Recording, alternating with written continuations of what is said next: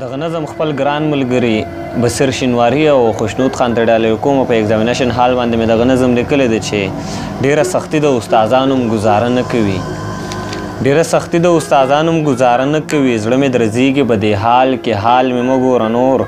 زړه مې درزیږي او د عقله هر څه هم تلي دي، زړه مې درزیږي او د عقله هر څه هم تلي دي. په داسې حال کې تصور د نقل هم نه کیږي. ما لا په خیال کې تصور د نقل کړی نه وي چې د ډیوټۍ څو استادانو بیا پیرې کړې وي.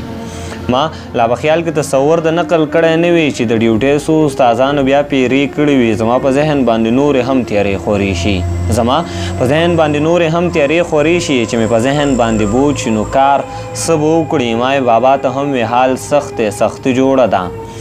مامي بابا ته هم وی حال سخت دی، سختي جوړه ده. هغه وی نه بچیه نقل چرته ونه کړې ته ځان له محنت کوه، خواري کوه، سبق یادوه. د نقل سوچ ته د دې خپل ذهن نه بهر وباسه، د نقل سوچ ته د خپل ذهن نه بهر وباسه. ځان به په نقل باندې لږ شانتې آزاد وساتې، خو مستقبل به ای بچیه خپل برباد وساتې. اوس چې هم سوچ وکړم رایاد کړم رایاد مې شي خو، اوس چې هم سوچ وکړم رایاد کړم رایاد مې شي خو، د خپل بابا د دې خبرو ارماني یم خو.